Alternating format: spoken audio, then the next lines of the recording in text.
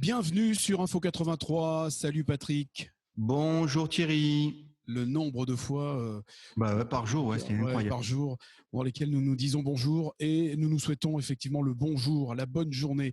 Nous accueillons la directrice de la Caisse primaire d'assurance maladie du département du Var, Marie-Cécile Sollet. Bonjour Marie-Cécile Sollet, comment allez-vous ? Bonjour à vous, bonjour à vos auditeurs. Je vais très bien. Bonjour Marie-Cécile. Nous allons effectivement parler de votre organisme. Alors depuis notre dernière interview, comment se situe la CPAM, la Caisse primaire d'assurance maladie, sur le traitement des prestations et la prise en charge des sollicitations des publics ? Alors nous sommes sur le versement de la complémentaire santé solidaire, toujours sur des délais tout à fait raisonnables, inférieurs à 20 jours. Sur les feuilles de soins aux assurés qui arrivent en télétransmission, nous sommes toujours sur le délai de 6 jours. Sur les indemnités journalières, là on accuse un petit délai supplémentaire qui, par rapport à ce que je vous avais présenté comme un délai habituel, qui était autour de 28-30 jours. Là, nous sommes autour de 37-38 jours.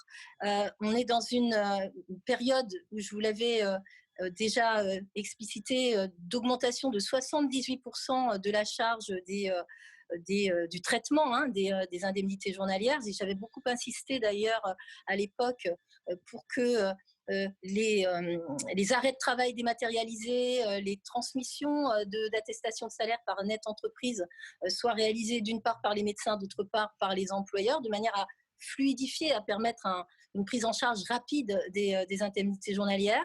Il y a un autre phénomène qui intervient aussi pour expliquer cette situation. Vous savez qu'il y a beaucoup de parents d'enfants qui sont en garde d'enfants et indemnisés à ce titre avec un régime dérogatoire.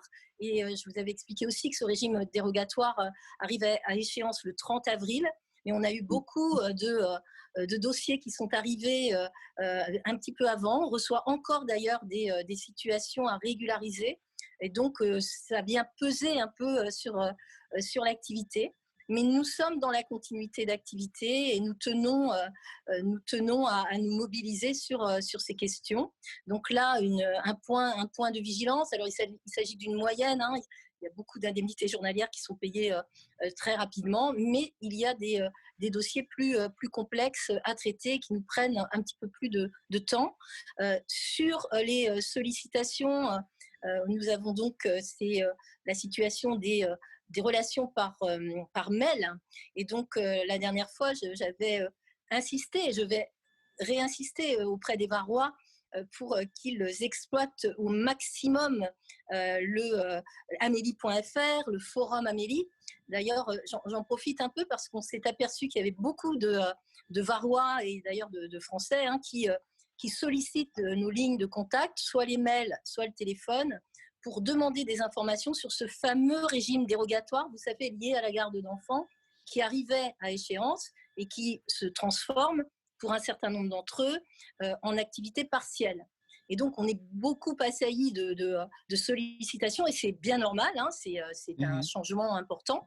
Et donc là, je les incite à aller sur le forum Amélie. Il y a vraiment 80% des questions qui nous sont posées, qui sont résolues par nos collègues qui animent le forum. Voilà, et donc ça, je voulais vous le dire. Voilà, et donc, dans le cas où il y a des précisions à ce moment-là, vous êtes disponible par téléphone. Par mail, bien sûr.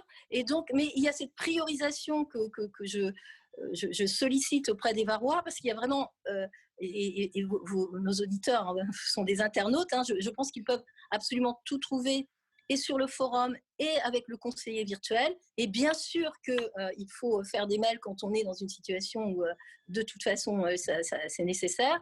Là, je dois vous dire qu'aujourd'hui, nous avons 48 heures de délai, ce qui est notre engagement. Donc, on est revenu à une situation tout à fait satisfaisante. On a mobilisé des ressources complémentaires et on fait face à cette progression des mails qui est de 62%. Si on compare notre situation l'an dernier à la même époque en flux de sollicitations par mail à la situation du jour, enfin de ces semaines, eh bien on est à 62% de progression. Donc évidemment, on se mobilise et on a rétabli la situation. Mais malgré tout, j'insiste sur le fait que... Vos équipes ont fait face durant cette crise, Marie-Cécile. Patrick, pour la deuxième. Oui, tout à fait. Marie-Cécile, lundi prochain, on est censé, nous espérons tous, sortir de ce confinement. Comment les assurés varois vont pouvoir accéder au service de l'assurance maladie et qu'est-ce qui change par rapport à la période de confinement? Alors, le 11 mai, cette période de déconfinement et ses modalités, elles vont être précisées demain, je pense, par notre Premier ministre, qui va, je pense, préciser un peu les choses sur le territoire. Et donc, en tout état de cause, nous partons sur une logique de prudence, comme tous. L'idée, c'est de ne pas exposer à la fois nos assurés et nos agents dans un contexte sanitaire qui reste extrêmement sensible. Le déconfinement, s'il est confirmé, arrive à un moment donné où on a beaucoup de signes de réussite par rapport à la situation sanitaire. Néanmoins, il y a quand même beaucoup de précautions à prendre et elles nous seront précisées par les pouvoirs publics.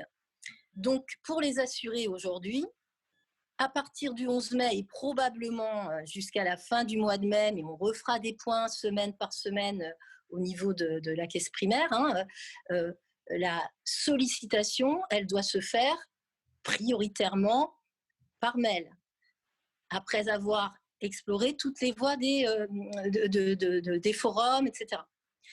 Ça, c'est la priorité pour nous.